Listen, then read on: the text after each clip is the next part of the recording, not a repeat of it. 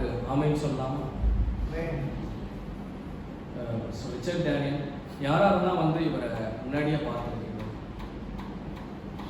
இங்கே நம்ம சபையில் ஒரு 5-6 வருடங்களுக்கு முன்னதாக இதே சபையில் வந்து ஒரு ஓய்வு நாளில் செய்தியை கொடுத்தாரு. மீண்டுமாக கடந்த 3 வாரங்களாக வராது. இப்பொழுது வந்து மிஸ்டர் ரிச்சர்ட் டேனியல் வந்து தஞ்சாவூரில் இருக்கார். Work from home. Thanjavur EDT ஸ்கூலுடைய இங்கிலீஷ் சர்ச்சை சுயாதீனமாக அவர் என்ன செய்கிறாருன்னா தன்னிச்சையாக அந்த சர்ச்சை வந்து என்ன செய்கிறாருன்னா நடத்துகிறாரு. இப்பொழுது வந்து அவர் முக்தியில் இருக்கிறதுக்கு நான் தேவனுக்கு நன்றியை தெரிவித்துக் கொள்கிறேன். அந்த நேரத்தை மிஸ்டர் ரிச்சர்ட் டேனியல் அவர்களுக்கு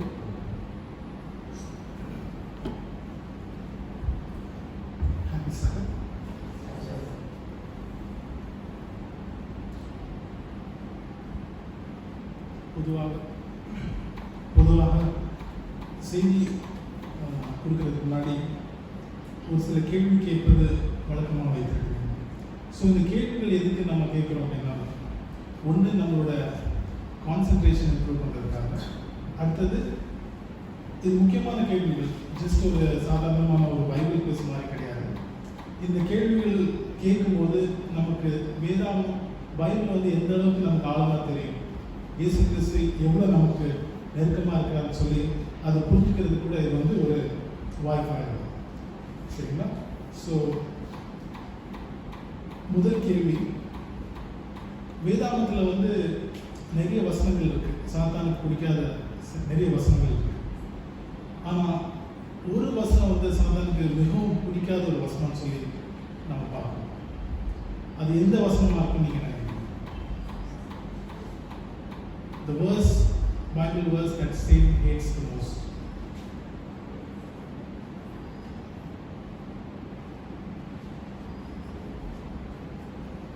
இன்னும் சொல்ல போனால் நிறைய முக்கியமான பைபிள் டிரான்ஸ்லேஷன்ஸ் இருக்கு. இப்போ தமிழ் டிரான்ஸ்லேஷன் கூட இருக்கு. அந்த தமிழ் பைபிளில் கூட அந்த வசனத்தை மாற்றணும்னு சொல்லி நிறைய முயற்சிகள் எடுத்துருக்காங்க. சரி, ஸோ அதனால தான் கேட்குறேன், எந்த verse, which is that verse that Satan hates the most?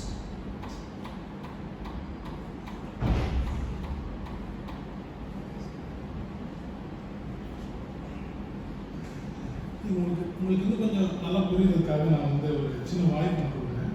அது தமிழ் பைபிள் வந்து படிங்க. எபிரேயர் 9வது அதிகாரம் 12வது வசனத்தை படிங்க. Hebrews chapter 9 verse 12.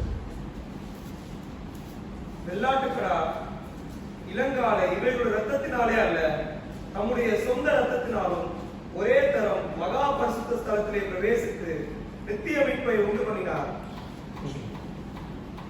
அப்போ நீங்க இந்த வசனத்தின் படி பைபிள் தமிழ் வெர்ஷன்ல நம்ம என்ன பார்க்கறோம்னா, இயேசு கிறிஸ்து மரித்து உயிர் தெழுந்து பரலோக ராஜ்யத்தில் இருக்கிற ஆசீர்வாத கூடாரம் இருக்கு இல்லைங்களா, அங்க எந்த ஸ்தலத்துக்கு போய் சேர்ந்தார்? ஆனா அந்த வசனத்துக்கு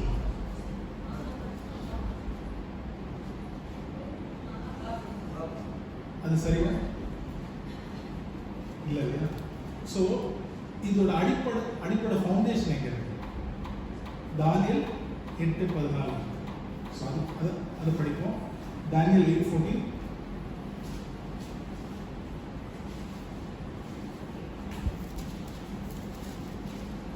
அவனை நோக்கி 2300 ராப்பகல் செல்லும் வரைக்கும் இருக்கும், பின்பு பரிசுத்த ஸ்தலம் சுத்திகரிக்கப்படும் என்றார்.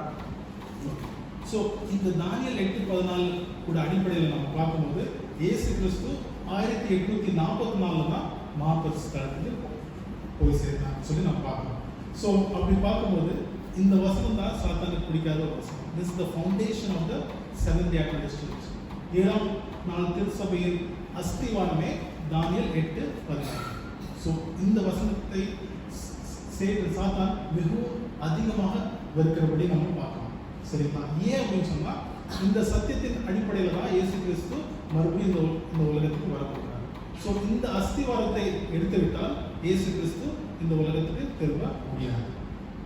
ஸோ அடுத்த கேள்வி, ஆதாம் ஏவாளோட முதல் தவறு என்ன?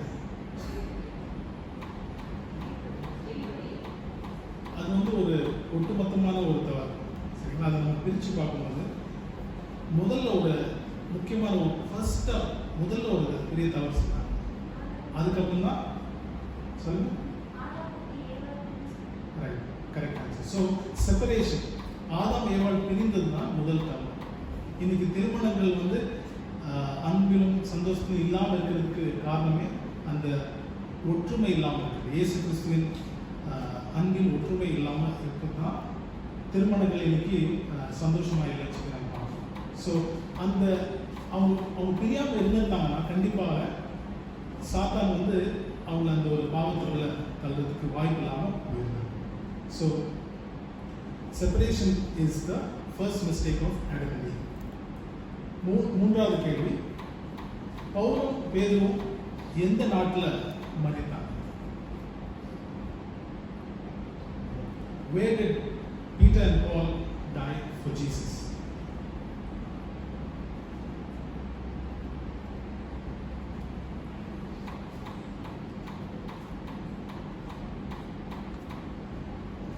So ரெண்டு பேருமே ரோம்ல மரித்தாங்க. So Rome was the metropolis of the world back then. அதுதான் வந்து ஒரு பெரிய ஒரு சிட்டி, ஒரு கண்ட்ரி, ஒரு பெரிய இடமா இருந்தது. ஸோ அந்த இடத்துல தான் இரண்டு மாபெரும் அப்போஸ்தலர்கள் வந்து இயேசு கிறிஸ்துக்காக மரித்ததாக நாம பார்க்கிறோம். நாலாவது கேள்வி, இந்த கேள்விக்கு வந்து நிறைய பதில்கள் நம்ம சொல்லலாம். பட் ஸ்பெசிஃபிக்காக பைபிளில் வந்து ஒரு சில விஷயங்கள் நம்ம பார்க்க ஆசைப்படுறோம். So which is the path to heaven? பரலோக ராஜ்யத்துக்கு பாதை என்ன? எது வந்து எந்த பாதை பரலோக ராஜ்யத்துக்கு நம்ம கொண்டு சேர்க்கிறோம்? நேரம், அது தமிழில் என்ன சொன்னார், ஒடுக்கமான பாதை தான் பரலோக ராஜ்யத்துக்கு நம்ம கொண்டு சேர்க்கிறோம். கண்டிப்பாக அதுவும் ஒரு பதில் தான். வேற ஏதாவது சான்ஸ் இருக்குங்களா? சொல்லுங்க.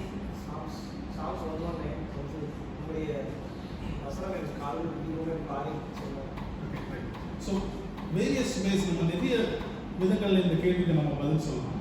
பட் இன்னைக்கு நம்ம ஒரு விதத்தை நம்ம பார்க்கணும், ஒரு பர்டிகுலர் ஆன்சர். இதை வந்து அதிகமாக நம்ம இந்த விஷயத்தை பற்றி நம்ம தியானம் செலுத்துறோம். ஸோ ஆன்சர் வந்து நான் சொல்லிட்டு அதுக்கப்புறம் வசனத்தை சொல்கிறேன். The path to heaven is poverty. Alright, so அது சொல்லும்போது ரொம்ப நமக்கு டிஃபிகல்ட்டாக இருக்குது டு அக்செப்ட். பாவர்ட்டினா என்னன்னு சொல்கிறது தமிழ்? வறுமை. ரைட், வறுமை இஸ் வறுமையின் வழிதான் தேவனோட ராஜ்யத்துக்கு நம்மளை அழைத்து சொல்லி நம்ம பார்க்கணும். ஓகே, ஜஸ்ட் வசனங்களை நம்ம படித்து அதை நம்ம இன்னும் கொஞ்சம் ஆழமாக புரிஞ்சு கொடுக்கலாம்.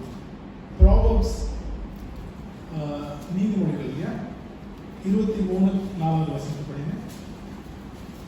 23:4, Proverbs 23:4.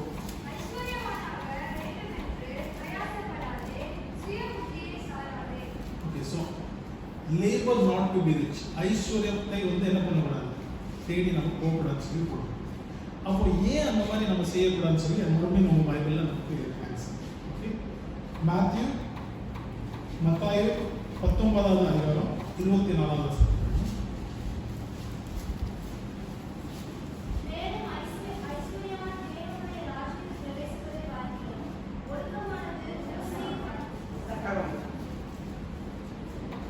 மேலும் ஐஸ்வர்யவான் தேவனுடைய ராஜ்யத்தில் பிரவேசிப்பதை பார்க்கிறோம் ஒட்டகமானது ஊசியின் காதிலே நுழைவது எளிதாயிருக்கும் என்று உங்களுக்கு சொல்லுகிறேன் என்றார். ஸோ நம்ம நீதிமொழிகளில் நம்ம பார்த்தோம், பணத்தை வந்து நம்ம சேர்த்து ஐஸ்வர்யம் தான் ஆகக்கூடாதுன்னு சொல்லி நம்ம பார்க்கணும். ஏன்னு சொல்லி நமக்கு நியூ டெஸ்டமெண்ட்ல மேத்யூவில் இருக்கு. ஏன்னா ஒரு ஒட்டகம் கூட அந்த ஊசியின் அந்த ஒரு சின்ன ஒரு இடத்துக்குள்ள போக முடியும்னு சொல்லி நாம பைபிளில் பார்க்கணும். ஆனால் ஐஸ்வர்யவான் பரலோக ராஜ்யத்துக்கு செல்வது ரொம்ப கடினம் சொல்லி பார்க்கணும். ஸோ அதனால நம்ம பணம் சேர்ப்பது, வசதியோட வாழ்றது தவறுன்னு சொல்லி நம்ம அந்த தவறான எண்ணத்துக்கு வரக்கூடாது. அதுக்கு அர்த்தம் என்னன்னா, நம்மகிட்ட இருக்கிற எல்லா பணமும் எல்லா வசதியும், இப்போ அந்த ரிச் அண்ட் ரூலர் ஒருத்தர் வந்து இயேசு கிறிஸ்து கேட்குறாருல, பணம் இருக்கிற ஒரு ஐஸ்வர்யவான் வந்து கேட்குறது, நான் அவங்க கூட சேர்ந்து கூட பின்தொடர்ன்னு சொல்லும்போது தேவன் சொல்றாரு, நீங்க எல்லாத்தையும் வித்துட்டு ஏழைகளுக்கு கொடுத்துட்டு என்ன பின்தொடங்கி வாங்க சொல்லி. ஆனா அந்த அந்த அந்த விஷயத்தை பற்றி நிறைய வாட்டி நான் யோசித்து பார்த்துருக்கேன். ஒருவேளை அவர் செய்யணும்னு முடிவு பண்ணியிருந்தாருன்னா தேவன் என்ன செய்திருப்பாங்க? ஒருவேளை ஆபிரகாமுக்கு தேவன் சொன்னார் ஈசாக்கை எனக்கு கொடுத்துருன்னு சொல்லி பலி செலுத்துன்னு சொல்லும்போது ஏப்ராம் வந்து அதுக்கு தயாராக இருந்தப்ப ஐசாக்கு தேவன் எடுத்து கொடுக்கணும். ஸோ ஒருவேளை இந்த பணக்காரர் கொடுக்கணும்னு முடிவு பண்ணியிருந்தாருன்னா தேவன் வந்து வேணான்னு கூட சொல்லியிருக்கோம். ரைட். ஸோ நம்மளோட உள்ளத்தை தான் தேவன் பார்க்குறோம். நம்மகிட்ட என்ன இருக்குன்றது அந்த இருக்கிற எல்லாத்தையும் தேவனுக்காக நம்ம கொடுக்க தயாராக இருக்கணும் சொல்லி தேவன் பார்க்குறோம். ஸோ 5வது கேள்வி, நமக்கு இந்தியாவில் வந்து கிறிஸ்டியானிட்டி வந்து நிறைய வருஷத்துக்கு முன்னாடியே வந்துடுச்சு. அது மட்டும் இல்லாமல் எங்கே கிறிஸ்டியானிட்டி அதிகமாக இருக்குன்னு பார்க்கும்போது தமிழ்நாட்டில் அதிகமாக இருக்கு. ரைட். ஸோ அப்படி பார்க்கும்போது பைபிள் வந்து தமிழில் வந்து ரொம்ப பழைய காலத்திலே முதல்ல டிரான்ஸ்லேட் ஆகிடுச்சு. ஸோ கேள்வி என்னன்னா, who was the first to translate the Bible into English? So அவர் தமிழ்நாட்டில் இந்தியாவில் எந்த இடத்துக்கு வந்தார்? எத்தனை பேர் அந்த இடத்துக்கு போயிருக்கு? ஒரு சிலர் தான் போயிருக்கு. So I would encourage you to go there. Right. அந்த இடத்துக்கு போங்க. கண்டிப்பாக நிறைய மாற்றங்கள் இன்னைக்கு வந்துடுச்சு. இன்னும் அதே பைபிள் சொசைட்டியில் அன்றைக்கி நம்ம போய் பார்த்தப்ப ரொம்ப அதிர்ச்சி ஆகிடும். ஏன்னா எல்லாரோட படங்களும் இருக்குது. ப்ராட்டஸ்டன்ட் ரிஃபார்மர்ஸ் படங்களும் இருக்குது, போப்போட படமும் இருக்குது. யார் எதிர்த்து ரிஃபார்ம் பண்ணி சத்தியத்தை வந்து இந்த உலகத்துக்கு கொண்டு வந்தாங்களோ அவங்களோட எதிரிகளோட பேர் கூட அங்கே அந்த ஃபோட்டோவில் இருக்குது. ஸோ நிறைய மாற்றங்கள் இருக்குது. பட் இருந்தாலும் அந்த இடத்துக்கு போகும்போது நமக்கு அந்த ஒரு ஒரு ஒரு ஒரு நினைவு கண்டிப்பாக வரும். ஏன்னா இந்த ஒரு தமிழ்நாட்டில் இந்த ஒரு இடத்துல எவ்வளோ தூரத்தில் இருந்து ஜெர்மனிலேருந்து இன்னும் மற்ற நாடுகளில் வந்து இந்த நாட்டுக்கு இந்த இடத்துக்கு இந்த நம்ம தமிழ்நாட்டுக்கு வந்து பாடுபட்டு இன்னைக்கு நமக்கு சத்தியம் இருக்குன்னா அவங்க கஷ்டப்பட்ட அந்த ஒரு காரணத்தினால தான் இன்னைக்கு நம்ம கிறிஸ்டியன்ஸாக இருக்கோம் சொல்லி நம்ம பார்க்கணும். ஸோ 6வது கேள்வி, நம்ம பைபிள் டைம் அதாவது இயேசு கிறிஸ்துவோட காலகட்டத்துக்கு போகும்போது அந்த டைமில் வந்து பைபிள் வந்து ஓல்ட் டெஸ்ட்மென்ட் மட்டும்தான் இருக்கும். பழைய ஏற்பாடு மட்டும்தான் இருக்குது, புதிய ஏற்பாடு இருக்கவில்லை. இயேசு கிறிஸ்துவ வந்து வளர்ந்து வரும்போது பழைய ஏற்பாடின் அடிப்படையில் தான் அவங்களே படித்து நிறைய காரியங்கள் புரிஞ்சுக்கிட்டாங்க. அப்போ புதிய ஏற்பாடு வந்து எதுக்கு தேவன் கொடுத்தார்? அப்போ உள்ள மக்களுக்கு, கிறிஸ்தவர்களுக்கு புதிய ஏற்பாடு ஏன் தேவன் கொடுத்தார்? What is the reason that God gave the New Testament to the Christians during that time? What was the need?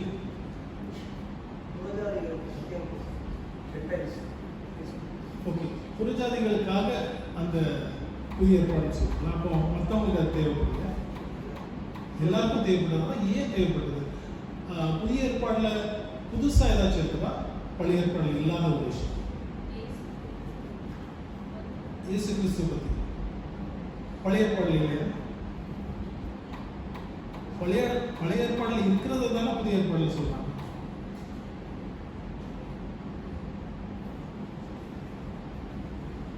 So என்னோட அண்டர்ஸ்டாண்டிங் நான் சொல்றேன். பழைய ஏற்பாடு வந்து புரியாம போயிடுச்சு. யாருக்கு? யூத மக்களுக்கு புரியாம போயிடுச்சு. இன்ஃபேக்ட் எந்த அளவுக்கு அவங்களுக்கு புரியாம போச்சோ இயேசு கிறிஸ்துவை கூட அவங்களால அடையாளம் கண்டுபிடிக்க முடியாம போயிடுச்சு.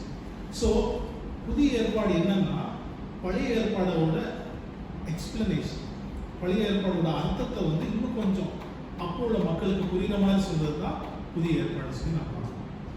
ஸோ அதனால தான் தேவன் வந்து புதிய ஏற்பாடும் பழைய ஏற்பாடும் அது பிரித்து பார்க்கணும். பட் எல்லாமே ஒன்று தான், ஒரே சத்தியம் தான்.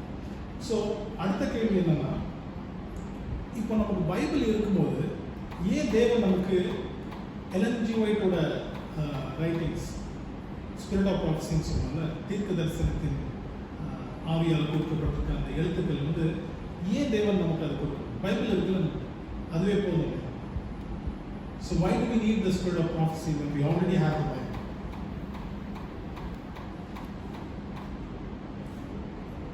இப்போ அந்த கேள்விக்கு பதில் உங்களுக்கு அந்த பைபிள்லேயே இருக்கு. ஸோ எப்படி கிறிஸ்தவர்களுக்கு அந்த காலத்தில் பழைய ஏற்பாடு புரிஞ்சுக்கொள்ள முடியாமல் இருந்தனால புதிய ஏற்பாடு கொடுத்தாரு தேவன், அதே மாதிரி இன்னைக்கு நாம பைபிளை புரிஞ்சுக்கிறதுக்கு ரொம்ப கஷ்டப்படுறோம். Bible itself has become very difficult to understand. So அதனால எலன் ஒயிட்டோட ரைட்டிங்ஸ் வந்து ஹெல்ப் ஆகும் to understand the Bible better. So சில பேர் சொல்லுவாங்க பைபிள் எனக்கு ஒரு ஸ்பிரிட் ஆஃப் ப்ராஃபஸி வேண்டாம்னு சொல்லுவாங்க. அப்போ அதே மாதிரி கிறிஸ்தவர்கள் அன்றைக்கி சொல்லியிருக்கான் பழைய ஏற்பாடு எங்களுக்கு இருக்குது, புதிய ஏற்பாடெல்லாம் தேவைன்னு சொல்லியிருக்கான். இயேசு கிறிஸ்துவ அறியாமலே போயிருக்கான். ரைட்? ஸோ தேவனோட ஞானத்தினால நமக்கு கொடுத்துருக்கிறார். ஸோ அவர் கொடுத்துருக்கிற எல்லாத்தையும் நம்ம எடுத்து படித்து நம்ம புரிஞ்சுக்கும் போது தேவன் இன்னும் ஆழமாக புரிஞ்சுக்கலாம். ஸோ அடுத்த கேள்வி நல்லா சிந்திச்சு பதில் சொல்லுங்க. தேவன் வந்து ஆபிரகாம்கிட்ட வந்து அவரோட ஒரே குமாரனான ஈசாக்கை பலி கொடுக்கிறதுக்கு சொல்றாரு. ஸோ அந்த டைம் பீரியட், அந்த தேவன் சொல்லி அந்த காரியம் வந்து நிறைவேற அந்த காலகட்டம் பார்த்தீங்கன்னா ஒரு 3 நாள் வரும், 3 days.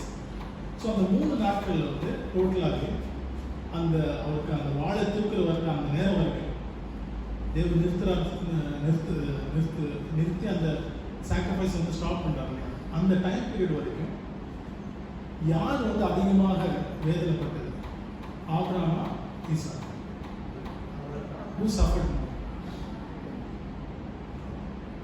ஸோ இந்த கேள்வி வந்து ரொம்ப எளிதாக நம்ம பதில் சொல்லிடலாம் ஆபிரகாம் சொல்லி. ஆனால் இது சிந்திக்க வேண்டிய ஒரு கேள்வி. இந்த காரியத்தை குறித்து நம்ம கண்டிப்பாக மெசேஜ் இன்னும் கொஞ்சம் அதிகமாக நம்ம பார்ப்போம். இந்த கேள்வி அடுத்த கேள்வி வந்து ஒரு கஷ்டமான கேள்வி, பட் கண்டிப்பாக நீங்கள் சொல்வீங்கன்னு நான் ஆசைப்படுறேன். யோபு ஒரு புத்தகத்தை நம்ம படிக்கும்போது அந்த முதல் அதிகாரத்தில் வந்து சாத்தான் வந்து பரலோக ராஜ்யத்துக்கு சென்று தேவன்கிட்ட வந்து பேசுகிற மாதிரி நம்ம படிக்கிறோம். நான் உங்களுக்கு கேட்குற கேள்வி என்னன்னா, பரலோக ராஜ்யத்தில் சாத்தானுக்கு இடம் இல்லைன்னு சொல்லி தான் மைக்கேலும் அவரோட ஏஞ்சல்ஸ் ஃபைட் பண்ணி நம்ம படிக்கிறோம் இல்லையா? பரலோக ராஜ்யத்தில் அவருக்கு இடம் இல்லைன்னு சொல்லி there is a war in heaven சொல்லி நம்ம ரெவலேஷன். அப்போ அந்த மாதிரி ஒரு இடம் இல்லைன்னு அவரை தள்ளப்பட்ட சாத்தான் மறுபடியும் பரலோக ராஜ்யத்துக்குள்ள போய் தேவனோட சன்னிதானத்தில் நிற்க முடியும்? Is it possible for Satan to enter the kingdom of heaven when there was no place for him in the first place?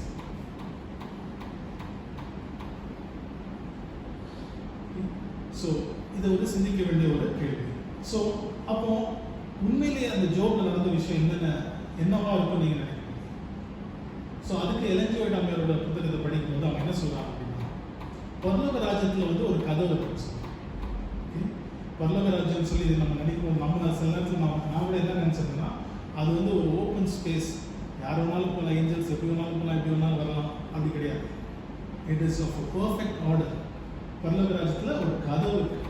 தோ ஏஞ்சல்ஸ் ஆர் ஸ்பிரிட் பீயிங்ஸ், அவங்க கூட அந்த கதவுக்கு போகணும்னா அந்த பரலோக ராஜ்யத்துக்குள்ள போகணும். அது மட்டும் இல்லை, அந்த கதவு கிட்ட golden door or the gate, there are guarding angels. Okay, so guarding angels இருக்காங்க.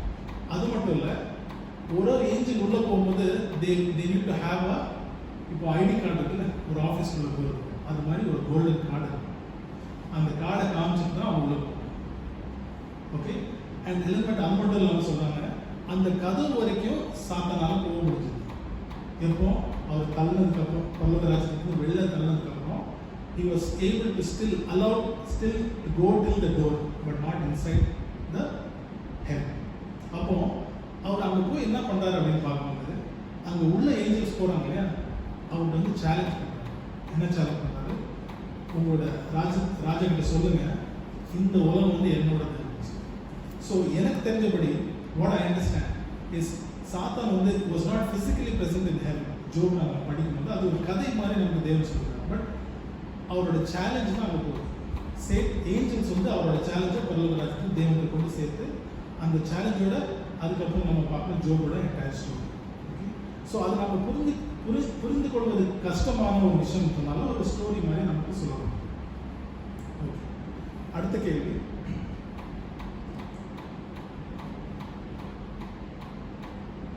Hebrews 9:12 நீங்க படிச்சீங்க இல்லையா? மறுபடியும் அதை படிங்க. எபிரேயர் வெள்ளாட்டுக்கடா 9:12. வெள்ளாட்டுக்கடா, இளங்காலை இவைகளுடைய ரத்தத்தினாலே அல்ல, தம்முடைய சொந்த ரத்தத்தினாலும் ஒரே தரம் மகா பரிசுத்த ஸ்தலத்திலே பிரவேசித்து நித்திய மீட்பை உண்டு பண்ணுகிறார். ஓகே, ஸோ இது வந்து ஒரு ஸ்பெசிஃபிக்கான கேள்வி கிடையாது, பட் மறுபடியும் இதை வந்து கேட்கணும்னு ஆசைப்படுறேன். இந்த ஒரு வசனம் வந்து பார்த்தீங்கன்னா மிகவும் எல்லா பைபிள் டிரான்ஸ்லேஷன்ல மாற்றப்பட்டிருக்க ஒரு விஷயம். இன்ஃபேக்ட் NKJV பைபிள் எடுத்து படிச்சீங்கன்னா கூட அதில் கூட இந்த தவறான ஒரு விஷயத்தை தான் நம்ம பார்க்கணும். The only few Bibles எனக்கு தெரிஞ்ச ஒரு few translations KJVல வந்து கரெக்டாக இருக்கும். ஓகே, இப்போ ஏன் வந்து இந்த விஷயத்தை நான் வெளில கொண்டு வந்து ஆசைப்படுறேன்? மறுபடியும் நான் சொல்றேன், சாத்தானுக்கு பிடிக்காத ஒரு வசனம் என்ன பார்த்தீங்கன்னா தானியேல் 8:14. அவங்களுக்கு பிடிக்காத ஜனம் யாருன்னு பார்த்தீங்கன்னா செவன்த் டே அட்வென்டிஸ்ட். நம்மகிட்ட இருக்கிற அந்த சுவிசேஷம் மட்டுமே, நித்திய சுவிசேஷம். அந்த நித்திய சுவிசேஷத்தின் அடிப்படையை இயேசு கிறிஸ்து 1844 மகாபரிசுத்த ஸ்தலத்துக்குள்ள போனது தான். ஸோ அந்த சத்தியத்தை வந்து எந்த அளவுக்கு மக்களுக்கு போய் சேரக்கூடாதுன்றது வந்து சாத்தான் ரொம்ப உறுதியாக இருக்காங்க. ஸோ அதனால தான் பார்த்தீங்கன்னா இன்னைக்கு KJV பைபிள் அதில் ஒன்றில் மட்டும்தான் இந்த வசனம் கரெக்டாக இருக்கு. ஆனால் அந்த பைபிள் இன்னைக்கு நிறைய பேர் படிக்கிறது. நம்ம அட்வென்ட் திருச்சபையில் கூட பார்த்தீங்கன்னா மற்ற டிரான்ஸ்லேஷன்ஸ் தான் நிறைய பேர் யூஸ் பண்ணுறாங்க.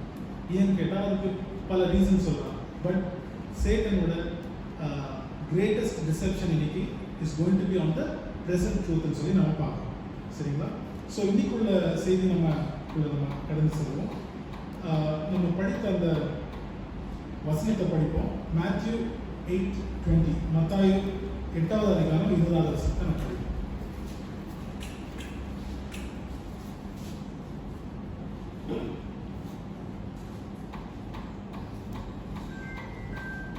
Can somebody read Matthew 8:20? அதற்கு இயேசு, நரிகளுக்கு புலிகளும் ஆகாயத்து பறவைகளுக்கு கூடுகளும் உண்டு, மனுஷகுமாரனுக்கு தலை சாய்க்க இடமில்லை என்றார்.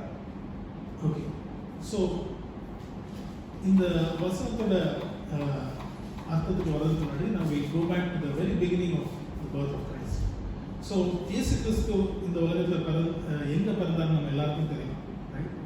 ஸோ இன்னைக்கு நமக்கு இது இல்லை அது இல்லைன்னு சொல்லி நமக்கு நிறைய நேரங்களில் வந்து we murmur, right? We find a fault in our life. குறைகளை நம்ம பார்த்து நம்ம நிறைய வருத்தப்படுறோம். பட் இயேசு கிறிஸ்துவோட பிறப்பை வந்து ஒரு நிமிஷம் நம்ம யோசித்து பார்த்தாலே கண்டிப்பாக நம்மளோட குறைகள் எதுவுமே நம்ம கண்ணுக்கு தெரியாமல் போகும். How can the king of this universe be born in a manger, in a cow shed? Is a question that nobody will be able to answer, right? So அதுக்கப்புறம் பார்த்தீங்கன்னா ஒரு பிறப்பிலேயே அவருக்கு உபத்திரம் தொடங்கிறது. அப்போ இருந்த ராஜா வந்து 2 வயது கீழே இருக்கிற ஆண் பிள்ளைகளை வந்து கொல்லணும்னு சொல்லி ஒரு கட்டளை எடுத்தாங்க. ஸோ இப்போ இயேசு கிறிஸ்துவ வந்து அங்கேருந்து வேற ஒரு இடத்துக்கு கொண்டு போகணும், எகிப்துக்கு கொண்டு போகணும். அவங்கள்ட்ட பணம் இருந்ததா? ஏன்னா ஒரு ஜேர்னி பண்ணணும்னா இன்றைக்கும் சரி என்றைக்கும் சரி it's always expensive to travel from one place to another, right? அப்போ அவங்கள்ட்ட பணம் இருந்ததா? அந்த அவங்களுக்கு வந்து ஒரு ஒரு ஒரு ஒழுங்கான ஒரு இடத்துல வந்து பிரசவத்தை வந்து பார்க்கறது கூட அவங்கள்ட்ட பணம் இல்லாத ஒரு கணவன் மனைவியாக இருந்தவங்க இப்போ வேற ஒரு இடத்துக்கே போகணும், வேற ஒரு தூரமான ஒரு இடத்துக்கு போகணும்னு சொல்லும்போது அவங்கள்ட்ட பணம் இருந்திருக்கும் நீங்கள் நினைக்கிறீங்க, இருந்திருக்கு. அப்போ எப்படி அவங்க பயணம் செஞ்சுட்டு போனாங்கன்னு சொல்லி நம்ம பார்க்கணும். How were they able to travel from Bethlehem to Egypt? அதுக்கு ஆன்சர் வந்து டிசைர் ஆஃப் ஏஜஸ். யுகங்களின் வாஞ்சி இந்த புத்தகத்தில் நீங்கள் படிக்கும்போது எல்என்ஜி ஒயிட் அம்மையார் சொல்கிறாங்க, அந்த வைஸ்மென் வந்தாங்க இல்லையா, ஈஸ்ட்லேருந்து வைஸ்மென் வந்து ரொம்ப விலை மதிப்புள்ள பொருட்களை கொடுத்தாங்க இல்லையா, அதை வச்சு தான் they were able to travel from Bethlehem to Egypt. So அதுலேருந்து நம்ம என்ன பார்க்குறோம்? ஃப்ரம் அவரோட பிறப்புல இருந்தே வறுமையை தான் பார்க்கணும். அவர்கிட்ட வந்து எதுவுமே இல்லை, ரைட்? ஸோ அவரோட ஆரம்பமே அப்படி தான் ஆரம்பிக்கும். ஓகே, அதுக்கப்புறம் இயேசு கிறிஸ்துவோட வாழ்க்கை வந்து தொடங்கி போகுது. ஆஃப்டர் ஃபியூ இயர்ஸ் நம்ம பார்க்குறோம், இயேசு கிறிஸ்து 12வது வயதில் வந்து அவர் வந்து எங்கே கொண்டு வராங்கன்னா எருசலேமோட ஆலயத்துக்கு கொண்டு வராங்க, ரைட்? ஸோ இந்த ஒரு 12 வயசுக்குள்ள அவர் சந்திச்ச வாழ்க்கையின் கஷ்டங்கள் வந்து வெறுமை வெறுமை வெறுமை மட்டுமே, சரியா? ஸோ அப்படி இருக்கிற ஒரு நபருக்கு ஆக்சுவலாக என்ன தேவன் என்ன கொடுக்கணும்? ஒரு டெலிவரன்ஸ் கொடுக்கணும்.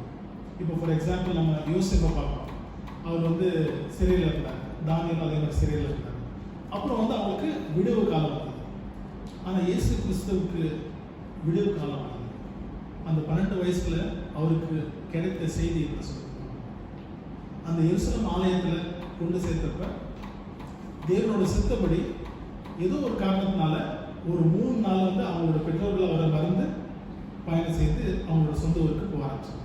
ஸோ அந்த 3 நாட்கள் வந்து ரொம்ப முக்கியமான நாட்கள் இயேசு கிறிஸ்து. ஏன் அப்படின்னு பார்க்கும்போது அந்த 3 நாட்கள்ல தான் இயேசு கிறிஸ்துவுக்கே தெரிய வந்தது அவர் வந்து தேவகுமாரன் சொல்லி. அது மட்டும் இல்லை, அவர் இந்த உலகத்தை படித்தவரும் அவர் தான், இந்த உலகத்தை காப்பாற்ற போகிறோம் அவர் தான் சொல்லி அந்த ஒரு ஞானமும் அந்த வெளிச்சமும் அவருக்கே அவர் தான் தெரியும். ஸோ நினைச்சு பாருங்க, 12 வயசுன்றது ஒரு ரொம்ப சிறிய வயசு. ஏற்கனவே அவர் வறுமையாக தான் பார்த்துருக்காரு, கஷ்டங்கள் தான் அதிகமாக பார்த்துருக்காரு. அப்போ அவருக்கு ஒரு விடிவு கிடைக்கிறது பதிலாக மிகப்பெரிய பாரத்தை வந்து சுமக்கப்படுறாரு 12 வயசு. தட் இஸ் வை எலன்வைட் சொல்றாங்க, பைபிள்லையும் இருக்கு, he is the burden bearer. அவ்வளோ ஒரு சிறு வயதிலேயே he started bearing almost the weight of carrying. So அதை நினைக்கும் போது it is really very shocking. How was he able to do that? Okay? So இதெல்லாம் தான் நம்ம தியானிக்கிறதுக்காக தேவன் நமக்கு ஓய்வு நாள் கொடுத்துருக்காங்க. Right? To constantly understand how Jesus bore the pain or the weight of the carrying. Right? So அந்த 3 நாள் முடியுது. 3 நாள் முடிந்ததுக்கப்புறம் கண்டிப்பாக அவர் வேதனை அடைஞ்சு அந்த ஒரு பொறுப்பை வந்து அவர் நிராகரிச்சிருக்கலாம். Why அவர் ஏன் பண்ணியிருந்திருக்கலாம் அப்படின்னா, because he was human, 100% human. So as a human, it is always possible to say no to a suffering, and that too, that is so, which is so infinite. இவ்வளோ ஒரு மிகப்பெரிய ஒரு பாரத்தை வந்து என்னால் சுமக்க முடியாதுன்னு சொல்லி அவர் நிராகரிச்சார். பட் அவர் அதை பண்ணல. அப்புறம் அவரோட பெற்றோர்களோட சேர்ந்து அவரோட சொந்த ஊருக்கு போனாங்க. ஸோ இந்த 12 வயதுல இருந்து அதுக்கப்புறம் 30 வயசு, right? So which is about 18 years, 18 வருஷம். இந்த 18 வருஷத்துல என்ன நடந்ததுன்னு சொல்லி நம்ம பார்க்கணும். இந்த செய்தியோட மெயின் ஃபோக்கஸே அந்த முதல் 33 வருஷம் காலகட்டம், ரைட்? ஸோ இந்த 18 வருஷத்துல என்னெல்லாம் நடந்ததுன்னு நம்ம பார்க்கணும். ஸோ இந்த மிகப்பெரிய பாரத்தை சுமந்து இயேசு கிறிஸ்து அவரோட வாழ்க்கை பயணத்தை கண்டினியூ பண்ணுறாங்க.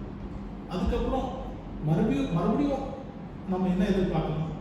அவருக்கு ஒரு விடுவு கிடைக்கலாம், ஒரு some relief from the trouble அப்படின்னு சொல்லி நம்ம எதிர்பார்க்கலாம். பட் பாரத்துக்கு மேலே பாரம் தான் அவர் சுமக்க ஆரம்பிச்சார். அடுத்த பாரம் என்னன்னு பார்த்தீங்கன்னா, அவரோட தந்தை யோசேப் மரித்து போகிறார். ஸோ ஏற்கனவே ஒருமையில் இருக்கிற ஒரு குடும்பம், உலகத்தை காப்பாற்ற வேண்டிய ஒரு இரட்சகரின் வாழ்க்கையில் மறுபடியும் ஒரு கஷ்டம். ஸோ இன்னைக்கு நான் உங்களுக்கு என்ன சொல்ல வர ஆசைப்படுறேன்னா, என்னைக்குமே உங்களுக்கு வாழ்க்கை கஷ்டம் தயவு செய்து நினைக்காது. இயேசு கிறிஸ்து வாழ்க்கையை கொஞ்சம் கண்ணோக்கி பார்த்தீங்கன்னா உங்கள் கஷ்டங்கள் அப்படியே மெல்ட் ஆகி கேள்விப்படும். பிகாஸ் அந்த ஒரு டைம்ல அவர் பிதாவை கேட்டிருக்கலாம்ல, எனக்கு இவ்வளோ பெரிய பொறுப்பு கொடுத்துருக்கீங்க, கொஞ்சம் எனக்கு பலத்தையும் கொடுங்க, எனக்கு கொஞ்சம் சப்போர்ட் பண்ணுங்க அப்படின்னு சொல்லி இருக்கிற சப்போர்ட் எல்லாம் எடுத்துகிட்டே இருந்தீங்கன்னா, how is it that I'm going to continue my life in this world அப்படின்னு சொல்லி ஒரு கேள்வி கேட்டிருக்காங்க. ஆனால் அவரோட ஃபாதர் யோசப் இறந்ததுக்கப்புறம் கூட நம்ம என்ன பார்க்கணும் அப்படின்னா, எலிஜபெத் அம்மா சொல்கிறாங்க, அவரோட பொறுப்புகள் வந்து அதிகரிச்சுன்னு சொல்லி, ரைட்? அவருக்கு அந்த ஒரு மாபெரும் வெளிச்சம் கிடைச்சதுக்கப்புறம், இந்த உலகத்தை ரட்சிக்கணும் அப்படின்னு சொல்லி அந்த வெளிச்சம் கிடைச்சதுக்கப்புறம் அவர் என்ன நினச்சிருக்கலாம்? இந்த குடும்ப வாழ்க்கையை இருக்கு, நான் ஏன் இவ்வளோ கஷ்டப்படணும்? நான் உடனடியாகவே எனக்கு கொடுக்கப்பட்டிருக்க அந்த பொறுப்பை நான் எடுத்து செல்லலாம்னு சொல்லி அவர் போயிருந்துக்கலாம், வீட்டை விட்டு போயிருந்துருக்கலாம். ஆனால் அவர் அதை செய்யலைன்னு சொல்லி நான் பார்க்கணும். He waited in his house. அவரோட குடும்ப வாழ்க்கையின் எல்லா பொறுப்புகளும் அவர் எடுத்து, அவருக்கு சகோதரர்கள் இருந்தாங்கன்னு சொல்லி நான் பார்க்கணும். அது வந்து யோசேப்போட மேரியை திருமணம் செய்யறதுக்கு முன்னாடி இருந்த அவங்களோட அந்த குடும்பத்திலிருந்து வந்த பிள்ளைகள், step brothers and sisters. So அவங்க வந்து அந்த அளவுக்கு பொறுப்பாக இருந்தாங்கன்னு சொல்லி நம்ம பார்க்கணும். ஸோ அப்படி பார்க்கும்போது அந்த பொறுப்பும் இயேசு கிறிஸ்துவ தான், ரைட்? ஸோ அதில் வந்து ஒரு முக்கியமான ஒரு விஷயத்தை நான் சொல்ல உங்களுக்கு ஆசைப்படுறேன். இந்த அளவுக்கு பாரத்தை சுமந்துட்டு கஷ்டத்தை சுமந்துட்டு போயிட்டு இருக்க இயேசு கிறிஸ்து அவரோட யோசேப்போட அந்த கார்பென்ட்ரி ஷாப் இருக்கு, அது தமிழ் என்ன சொல்லுவாங்க, சாரி ஓகே இனி ஸோ கார்பென்ட்ரி ஷாப்பில் வந்து அவர் போய் வேலை செய்கிற அந்த டைமில் வந்து அங்கே இருக்கிற வேலைக்காரங்க கூட இருந்த வேலைக்காரங்க வந்து ரொம்ப டிஸ்கரேஜ் ஆகி ரொம்ப மனசு உடைஞ்சு வேதனையில் இருக்கும்போது வாழ்க்கையின் கஷ்டங்கள் வந்து தாங்க முடியாமல் இருக்கும்போது எலமைட் ஒரு பியூட்டிஃபுல் இது ரிவீல் பண்ணுறாங்க. Jesus sang songs and encouraged his co-workers. எனக்கு அது என்ன புரிஞ்சிக்கவே முடியல. இவ்வளோ வேதனையில் இருக்கிறவர் அப்போ கூட மற்றவங்களோட வேதனையை தான் அவர் முக்கியப்படுத்துறார். That the sufferings of others were always bigger than his sufferings, which actually was not true. Because அவரோட கஷ்டம் தான் அதிகமாக இருந்தது. பட் அவரோட கண் பார்வைக்கு அவரோட கஷ்டம் பெருசாக தெரியல, மற்றவங்களோட கஷ்டங்கள் தான் பெருசாக தெரியும். அது மட்டும் இல்லை, அவரே வறுமையில் இருக்காரு. அப்படி இருக்கும்போது கண்டிப்பாக வீட்டில் வந்து தேவையான ஆகாரங்கள் இருக்குன்னு சொல்லி நம்ம சொல்ல முடியாது, right? So there must have been shortage in food. அப்படி இருக்கும்போது இப்போ யாராச்சும் ஒருத்தங்க பசியில் கஷ்டத்தில் வந்து போயிட்டுருக்காங்க அப்படின்னா அவர் யாருக்கும் தெரியாமல் அவரோட ஃபுட் எடுத்துகிட்டு போய் அவங்களுக்கு கொடுப்பாருன்னு சொல்லி அவங்க எழுதியிருக்காங்க. ஸோ அதை பார்க்கும்போது மறுபடியும் இன்னொரு விஷயம் என்னன்னா, ஈவன் இல்லாமல் இருக்கும்போது கூட he was still willing to sacrifice. நம்ம நிறைய நேரங்களில் இருக்கும்போது நம்ம கொடுக்குறோம், ஆனால் இல்லாமல் இருக்கும்போது நம்மளால் கொடுக்க முடியாது. பட் அவர் வாஸ் ஈவன் ஃபர்தர் ahead. இல்லாமல் இருக்கும்போது கூட அவரால் கொடுக்க முடியுதுன்னு சொல்லி நம்ம பார்க்கலாம். ஸோ அவரோட லைஃப் மறுபடியும் கண்டினியூ ஆகும், ரைட்? அண்ட் இன்னொரு முக்கியமான விஷயத்தை நான் சொல்ல ஆசைப்படுறேன். இயேசு கிறிஸ்துவோட அந்த முதல் 30 வருஷத்தில் Jesus never did a single miracle.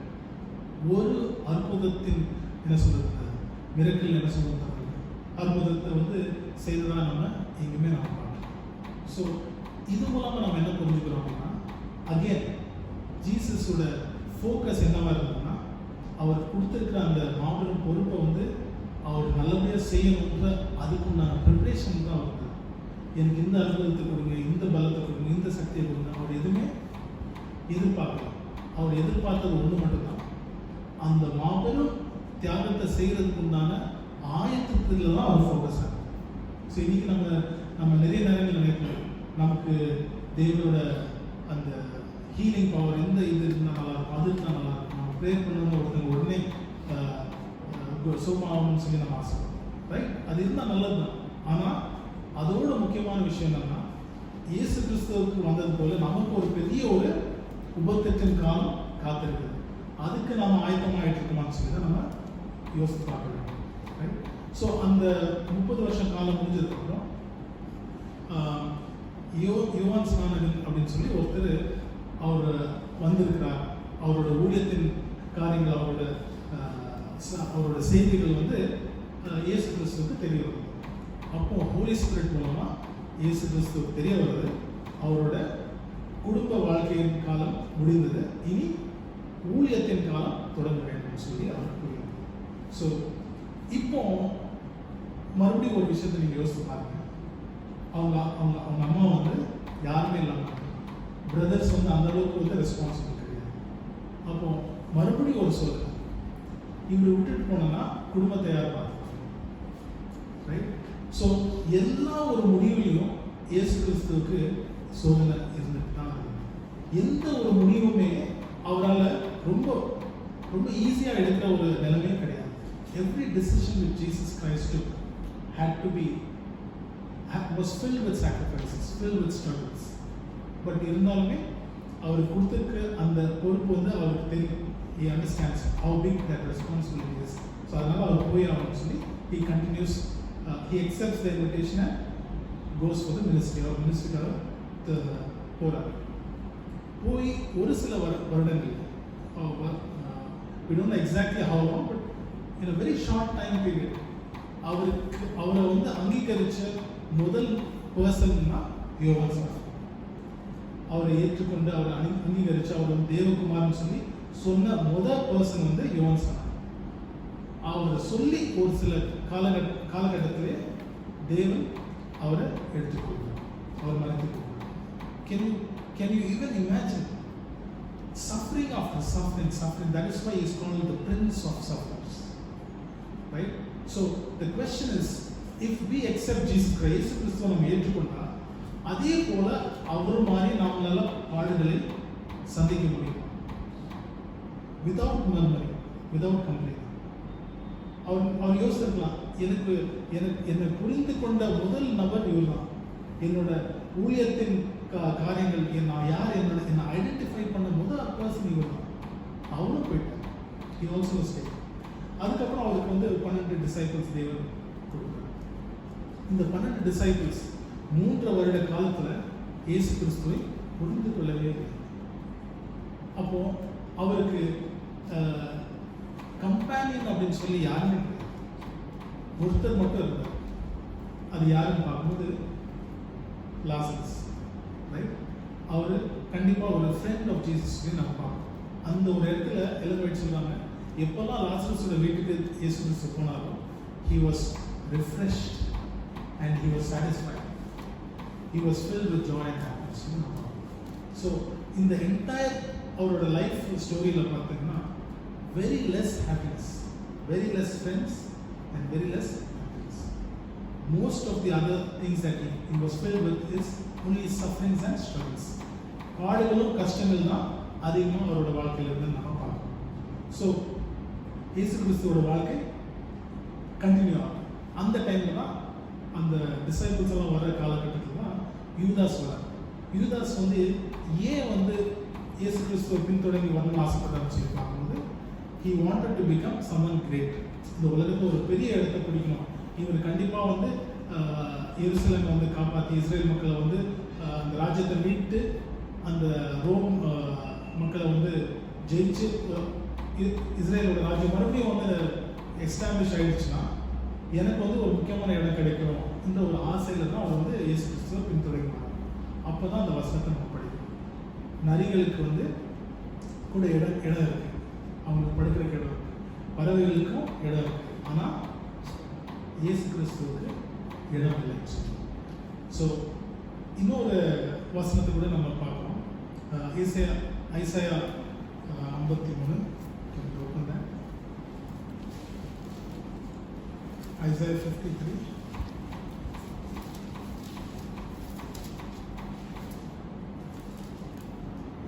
verse 2 படிங்க. Isaiah 53 verse 2. இளங்கிளையை போலவும் வறண்ட நிலத்தில் இருந்து துளிர்கிற வேரை போலவும் அவனுக்கு முன்பாக எழுந்துகிறார்.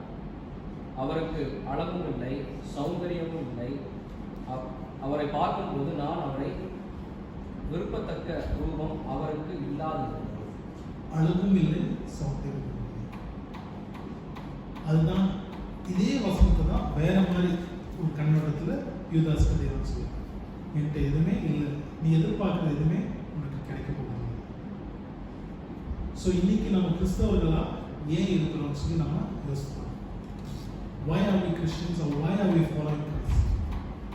ஏன்னா பைபிள் என்ன சொல்லுன்னா அவருக்கு அழகும் இல்லை, சௌந்தரியமும் இல்லைன்னு சொல்லி. அப்புறம் புதிய ஏற்பாட்டில் இயேசு கிறிஸ்துவே சொல்கிறார், எனக்கு இருக்க இடம் இல்லைன்னு சொல்லி. ஸோ அதுக்காக நம்ம எல்லாரும் ஏழையா இருக்குன்னு சொல்லுவாங்க.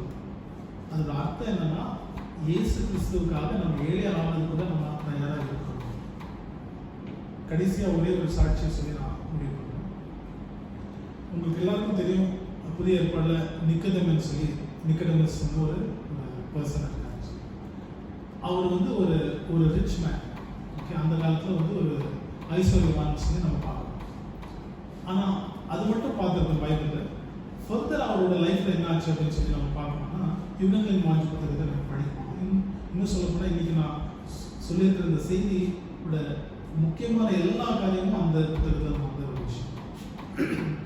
ஸோ அந்த நிக்கதேமஸ் வந்து இயேசு கிறிஸ்து இந்த உலகத்தை வாழ்ந்து கொண்டு இருக்கும்போது இயேசு கிறிஸ்துவை ஏற்றுக்கொள்வது அவருக்கு கொஞ்சம் கஷ்டமாக இருக்கும். ஸோ பைபிளில் சொன்ன மாதிரி அந்த ஒட்டகம் கூட அந்த ஊசியோட அந்த ஒரு சின்ன இடத்துக்குள்ள போயிடலாம், ஆனால் பணக்காரனுக்கு பரலோக ராஜ்யத்துக்குள்ள போக முடியாதுன்னு அந்த வசனத்தை படிச்சுக்கலாம். நிக்கதேமஸ்க்கு கஷ்டமாக இருக்குது. ஏன் அவர் பணக்காரன்? ஒரு வசதி உள்ள ஒரு சமுதாயத்தில் ஒரு முக்கியமான இடத்தை பெற்றிருந்த ஒரு நபர். இப்போ இயேசு கிறிஸ்துவை பின்தொடர்ந்து அதெல்லாம் போயிடும். So it took time. அதனால தான் பணம் இருந்தால் இட்ஸ் டிஃபிகல்ட். இன்னும் சொல்ல போனால் புதிய ஏற்பாட்டின் காலத்தில் ஏழைகள் தான் ஓடி ஓடி தேவனோட சத்தியத்தை உலகத்துக்கு கொண்டு சேர்த்தாங்க.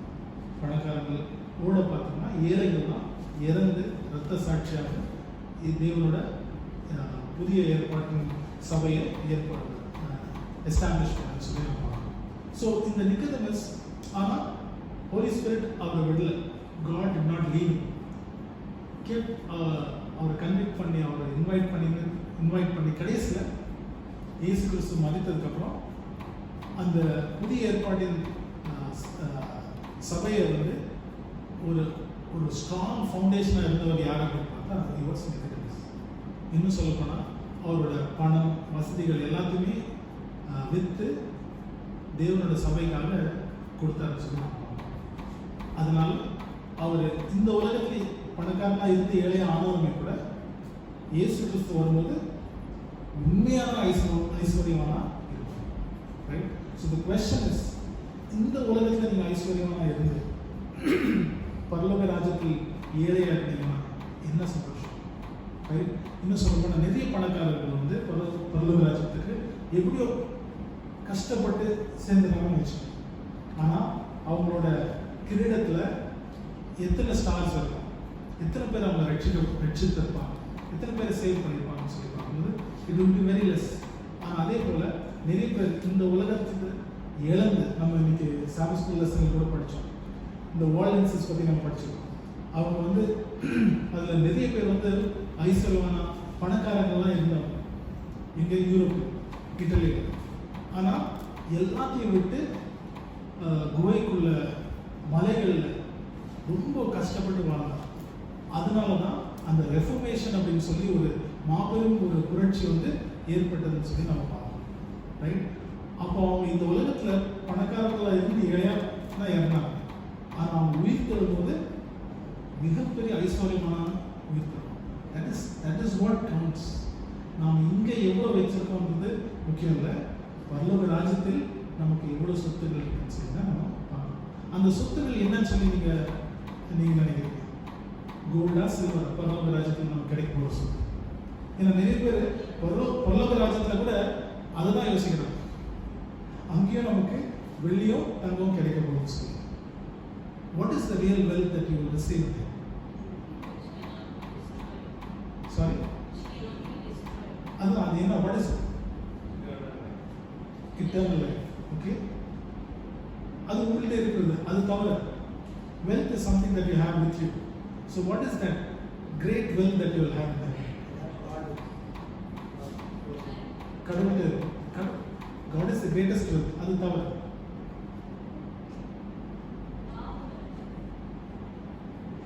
பாவம் இல்லாமல் இருப்பாங்க. கண்டிப்பாக அது ஒரு ஸ்பிரிச்சுவல் வெல்த்தாக நம்ம பார்க்கலாம். But I am talking about physical wealth. There will be a physical wealth that will keep you happy throughout eternity. And who do you think will be the richest person in heaven? Pastor says Paul. Do you think Paul will be the richest person in heaven? Why? Yeah. Because Ellen White says our crown will be the most heaviest. Yeah, our crown ரொம்ப ஹெவியாக இருக்கும். ஏன்னா ஜீசஸ்க்கு பால் ரொம்ப பிடிக்கும். Because of the number of people he has saved, அத்தனை stars இருக்கும். So the crown becomes too heavy. So he will be the richest person. So what is his wealth? The people that he has saved. Imagine, தினமும் ஒருத்தர் வந்து உங்களுக்கு நன்றி சொல்லிட்டு இருந்தா எப்படி? நீங்கள் போகிற இடம்லாம் நீங்கள் காப்பாற்றப்பட்டிருக்க பிள்ளைகள் உங்களை பார்த்து நன்றியோடு உங்களை பார்க்கும்போது எப்படி இருக்கும்? இங்கே இந்த உலகத்தில் நீங்கள் ஏதோ ஒன்று செஞ்சுருக்கீங்க, அவங்க நன்றியோடு உங்களை பார்க்கும்போது எப்படி இருக்கும்? ஆனால் நித்தியத்துக்கு அதை பார்க்கும்போது எப்படி இருக்கும்?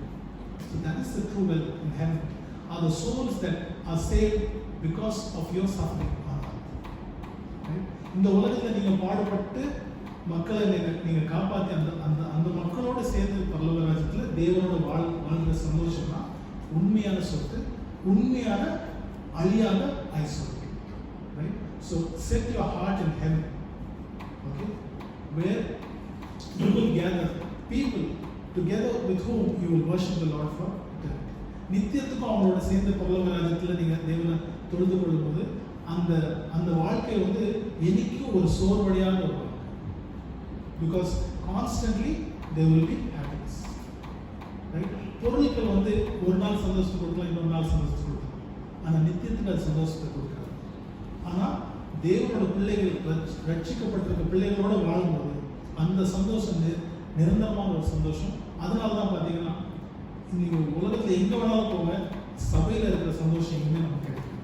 நினைச்சு பாருங்க, இதே சந்தோஷம் பரலோக ராஜ்யத்தில் நம்ம கண்டினியூ பண்ணும்போது எப்படி இருக்கும், right? So with these wonderful thoughts, இந்த ஒரு அற்புதமான சத்தியங்கள் நமக்கு தேவன் கொடுத்திருக்கிற இந்த ஒரு அருமையான ஓய்வு நாளில் நாங்கள் உங்களுக்கு நன்றி சொல்லி இந்த செய்தியை நான் எடுத்துக்கொள்கிறேன்.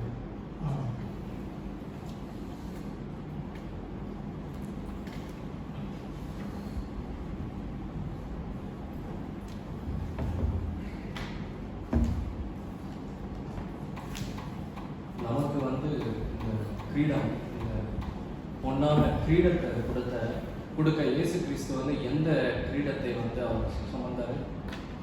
முள் கிரீடத்தை வந்து சுமந்தார். ஆகையால் அந்த முள் கிரீடத்தை வந்து ஏன் சுமந்தார் அப்படின்னு சொல்லி நாம் சிந்தித்து பார்க்கணும், முழுமையாக ஒப்புக் கொடுக்க வேண்டும். அந்த நேரத்தில் இந்த செய்தியை கொடுத்த ரிச்சர்ட் டேனியல் அவர்களுக்கு நன்றியை தெரிவித்துக் கொள்கிறேன். இந்த ஆராதனை முடிக்கத்தக்கதாக நம்முடைய கரங்களில் இருக்கிற பாட்டு புத்தகத்தில் 245வது பாடல், என் இயேசுவே உம்மை நான் நேசிக்கிறேன். For the closing song, we will turn our hymnal song to song number 321, My Jesus, I love thee, I know thou art.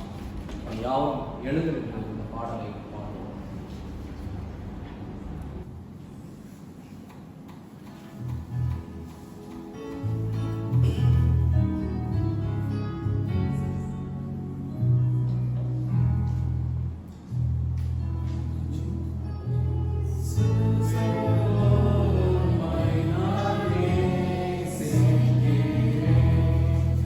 Wherever we find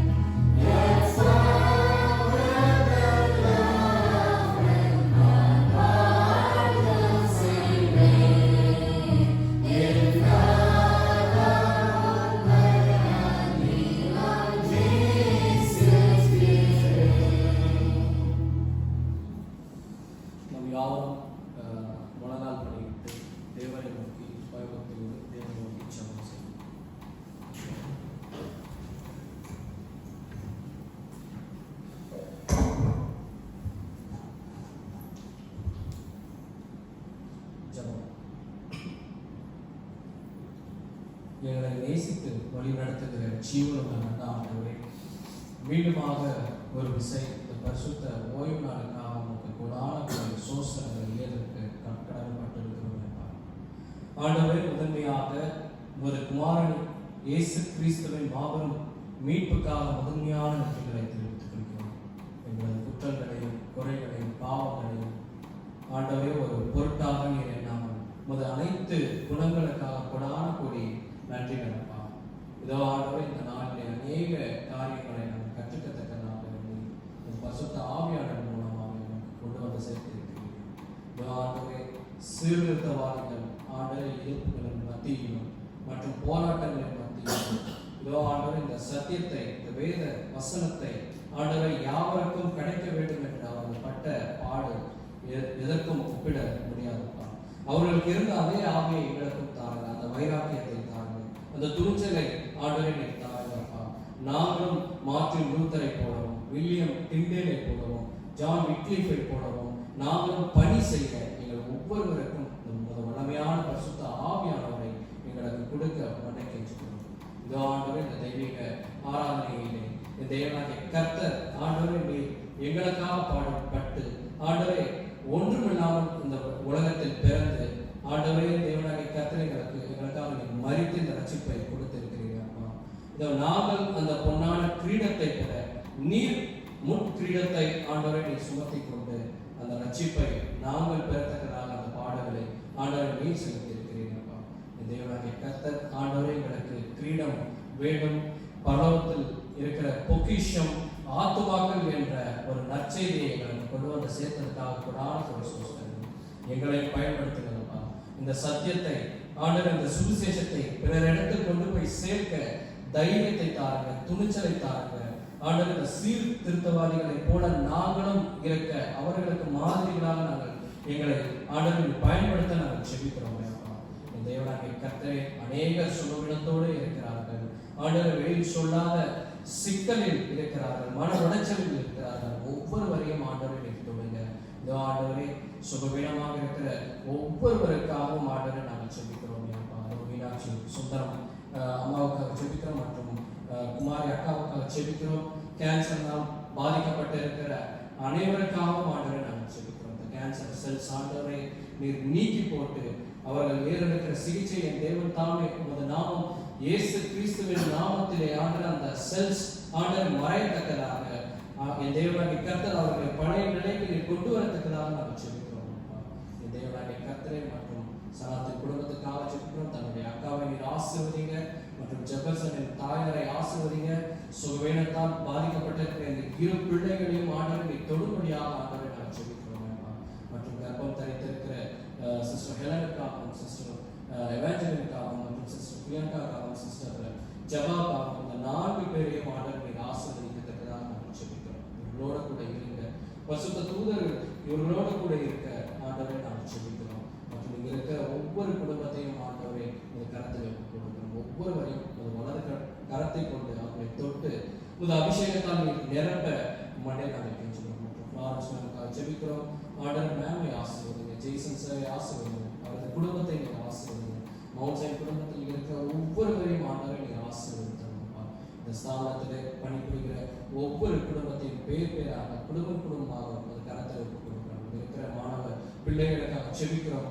ஆண்டவர் ரெட்டிப்பான ஞானத்தையும் புத்தியையும் அறிவையும் ஆண்டவரை நீங்கள் கட்டளையிடும். அதோ இந்த கோடை காலத்திலே ஆண்டவர் அவங்க படிக்கிற ஒவ்வொருவருக்காகவும் ஆண்டவர் இடத்துல நாங்கள் வருகிறோம். எங்களுக்கு இந்த சூழலை மாற்றி மழையை தாக்க குளிர்ச்சியான ஒரு சூழ்நிலையை ஆண்டவர்களுக்கு அமைத்துக் கொடுக்க நாங்கள் சொல்லிக்கிறோம். இதோ ஆண்டவரே, இந்த எலெக்ஷன் நடந்து கொண்டிருக்கிறது ஆண்டவரை. அடுத்த மாதத்திலே ஆண்டவரை இந்த தேதியிலே ஆண்டவரை யார் இந்த நாட்டை ஆள போகிறார்கள் என்று எனக்கு தெரியும். நீர் ஒரு சிறந்த ஒரு தலைவரை நீர் தெரிந்து கொள்ளத்தக்கதாக ஒரு இடத்துக்கு நாங்கள் கொடுக்கிறோம். எங்கள் மத்தியில் இருக்கிற ரிச்சர்ட் டேனியல் மற்றும் அவருடைய துணைவர், அவருடைய பிள்ளைகள் ஆண்டவர் நீர் ஆசீர்வாதம், அவர் ஊழியத்தில் நீர் ஆசீர்வாதம், அவருக்கு இருக்கிற ஆண்டவர் அந்த வைராக்கியம், அந்த ஆசைகள் எல்லாவற்றையும் ஆண்டவர் நீர் நிறைவேற்றி கொடுக்க அவர் வளமையாக ஆண்டவர் நீர் பயன்படுத்த வச்சிருக்கிறோம். சாம்சனை ஆசீர்வதிங்க, அவருடைய குடும்பத்தை நீர் ஆசீர்வதிங்க. மற்றும் இந்த கோடை விடுமுறையிலே ஆண்டவர் வீட்டுக்கு சென்றிருக்கிற ஒவ்வொருவரையும் ஆண்டவர் நீர் ஆசீர்வதித்தோம். தேவனாகிய கர்த்தரை மண்டை நெருங்கி ஜீவிக்க நீங்கள் தொடுங்க. வேத வாசிப்பு எப்பொழுதும் இருக்க அந்த பழக்கத்தை எங்களுக்கு கொண்டு வரலாம். தேவனாகிய கர்த்தர் ஒரு பரிசுத்த பிரசனம் ஒரு சமாதானத்தை எங்கள் வசப்படுத்த தேவனாகிய கர்த்தர் ஆண்டரை வைத்துள்ளோம். சகல துதி கன மகிமை எல்லாம் ஆண்டரை ஒட்டி நாங்கள் செலுத்த இயேசுவின் நாமத்தில் ஜெபிக்கிறோம் ஜீவனுள்ள பிதாவே. ஆமென். என் ஆத்மாவை கர்த்தரை ஸ்தோத்திரி, என் முழுவதும் என் ஆத்மாவை கர்த்தரை ஸ்தோத்திரி, கர்த்தர் செய்த சகல உபகாரங்களையும் ஆமென்.